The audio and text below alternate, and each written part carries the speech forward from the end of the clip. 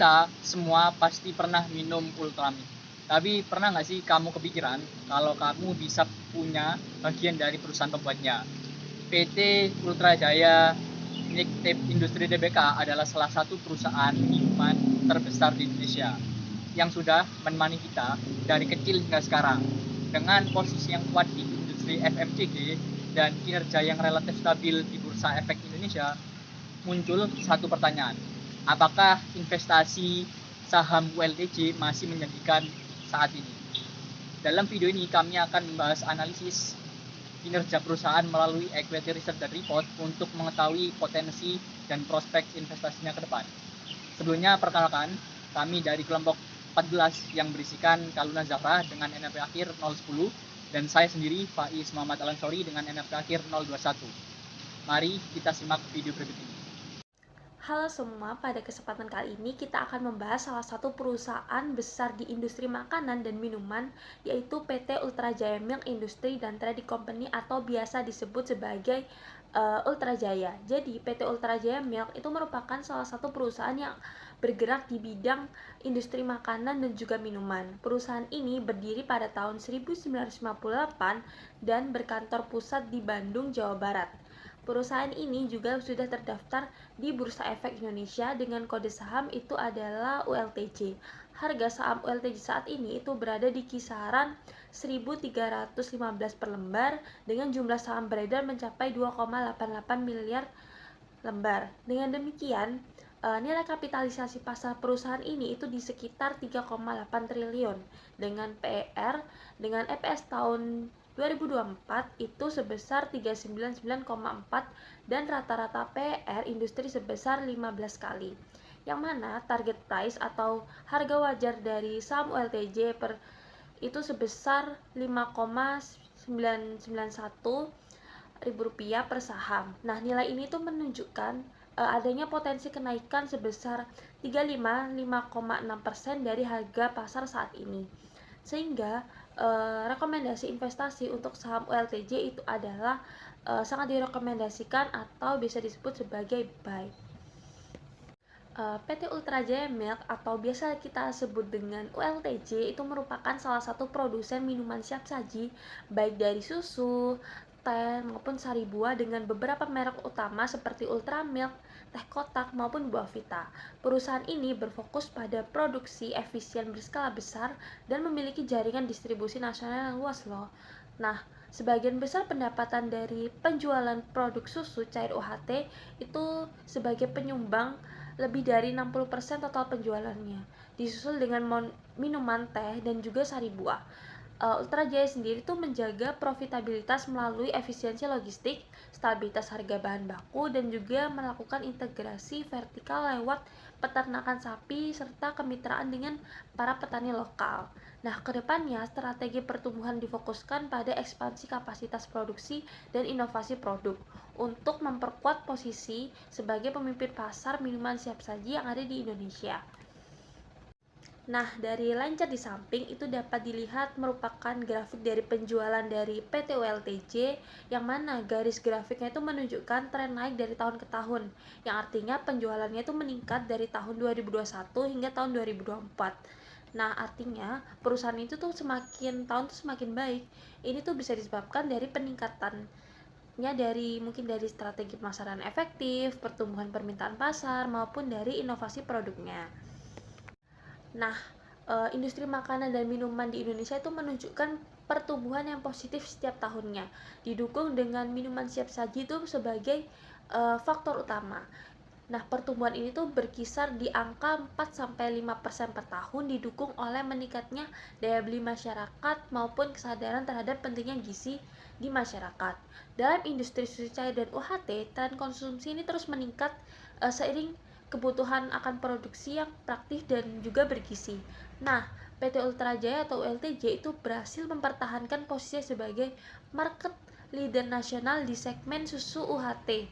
Nah, berdasarkan gambar 3.1 di samping, ULTJ itu berhasil menguasai pasar sebesar 47% pada tahun 2024 jauh di atas Frisian Flag sebesar 25%, Indomix sebesar 20%, maupun Greenfield dan lainnya itu sebesar 8%. Nah, dominasi ini tuh didukung oleh kekuatan dari merek-merek yang ada di PT Ultra Jaya seperti Ultramilk, Teh Kotak, maupun Buavita. Nah, selain itu ada pun juga sebagai kapasitas produksi yang besar dan juga jaringan distribusi yang luas. Nah, sejalan dengan hal tersebut, data penjualan ULTJ pada tahun 2021 hingga 2024 itu menunjukkan tren pertumbuhan yang stabil, di mana ini tuh mencerminkan efektivitas strategi pemasaran dan loyalitas konsumen. Dengan konsumsi susu per kapita di Indonesia yang masih di bawah rata-rata Asia, ULTJ itu memiliki peluang besar untuk memperluas pasar domestiknya, baik di lokal maupun secara ekspor. Pada slide ini kami akan merangkum analisis terhadap PT Ultra Jaya Milk Industri Tbk. PT Ultra Jaya adalah produsen minuman populer seperti contoh produknya ada Ultramilk dan Teh Kotak dengan fundamental yang kuat. Likuiditas perusahaan sangat baik dengan current ratio sekitar 5,0 pada tahun 2024 dan tingkat utang yang sangat rendah karena debt equity rasionya mendekati 0. Dari sisi profitabilitas perusahaan menjaga ROA di kisaran 13-17% serta EPS yang sangat stabil. PT Ultra Jaya juga terus meningkatkan kapasitas produksi dan berinovasi pada produk minuman yang sehat. Untuk valuasi price earning rasionya berada pada 12,8 sampai 17,8 kali dan PBV 2,75 sampai 3,24 kali yang masih tergolong wajar dibanding rata-rata industri. Dengan resiko yang rendah dan prospek pertumbuhan yang baik, saham ULTJ direkomendasikan sebagai buy untuk investasi jangka panjang yang aman namun tetap menarik. Nah, dalam melakukan penilaian saham PT ULTJ, kita itu melakukan dua pendekatan utama, yaitu dengan metode discontinue cash flow dan juga relative valuation dengan membandingkan PR-nya dan juga PBF-nya terhadap emiten seperti PT Mayora, PT Indofood, maupun PT Garuda Food. Nah, dapat dilihat pada tabel 5.1 ULTJ di samping itu memiliki rasio PR sebesar 11,8 kali dan juga PBV sebesar 1,8 kali, lebih rendah dibanding MYOR, yaitu PR-nya itu sekitar 21 kali maupun dan juga PBV-nya itu 3,6 kali. Lalu ada ICBP itu PR-nya 18,5 kali dan juga PBV-nya itu 2,8 kali. Sedangkan yang terakhir yaitu Good, PR-nya 16,3 kali dan juga PBV-nya 2,4 kali. Nah, nilai ini tuh lebih rendah, yang artinya saham ULTJ itu masih digolongkan relatif murah atau under value dibandingkan rata-rata sektor industri. Nah, pada periode 2021 hingga 2024, ULTJ itu mencatat pertumbuhan pendapatan rata-rata itu 10,3 kali per tahun dengan laba bersih stabil di sekitar 1 sampai hingga 2 triliun.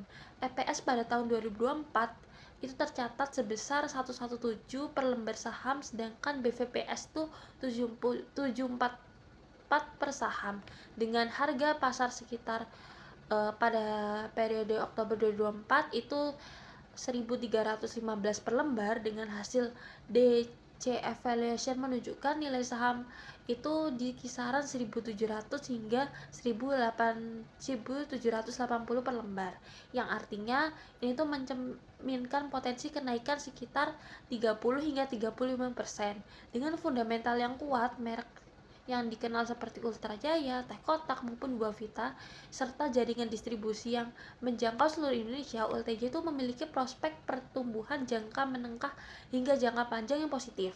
Artinya, rasio valuasi yang rendah memperkuat indikasi bahwa saham ini itu masih under value, sehingga rekomendasi yang diberikan kepada saham ULTJ itu adalah strong buy dengan estimasi nilai wajar konservatif di sekitar 1.700 per lembar. Selanjutnya kita masuk pada analisis keuangan PT Ultra Jaya. Dari sisi likuiditas, ULTJ memiliki kondisi yang sangat kuat sepanjang tahun 2021 hingga 2024. Current ratio meningkat hingga 5,39 kali dengan quick ratio dan cash ratio yang juga baik. Ini menunjukkan perusahaan memiliki aset lancar yang lebih dari cukup untuk memenuhi kewajiban jangka pendek, sehingga risiko gagal bayar sangat rendah. Untuk solvabilitas, struktur modal perusahaan semakin sehat. DAR dan DER terus menurun, menandakan ketergantungan pada utang semakin kecil. Artinya PT Ultra Jaya lebih mengandalkan modal sendiri sehingga risiko keuangannya rendah dan kemandirian finansial semakin kuat. Dari sisi profitabilitas, PT Ultra Jaya tetap mampu menjaga laba meskipun margin sedikit menurun karena meningkatnya biaya operasional dan persaingan pasar. GPM, UPM, dan MPM masih berada pada level yang sehat, sehingga perusahaan tetap efisien dalam menghasilkan keuntungan.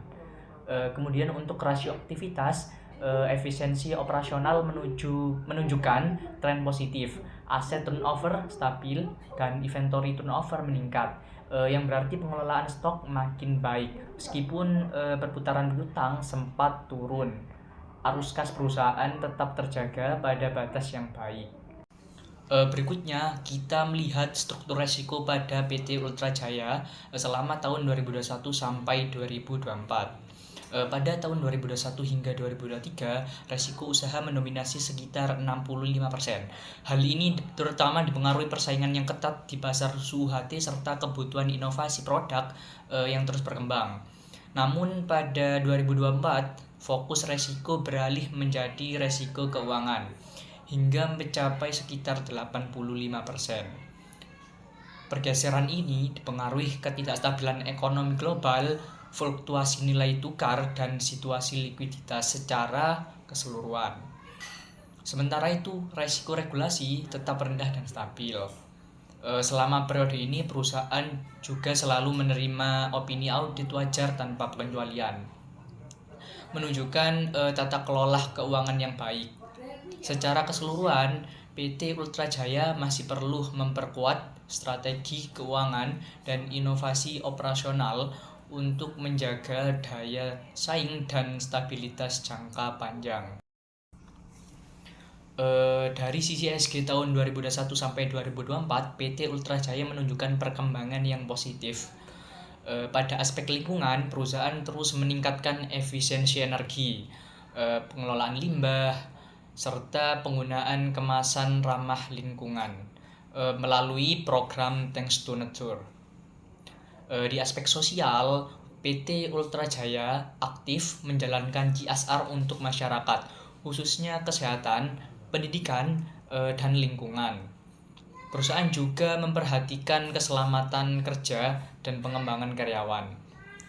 Sementara pada governance, PT Ultra Jaya menerapkan tata kelola yang transparan melalui prinsip GCG dan sistem pengawasan internal yang kuat.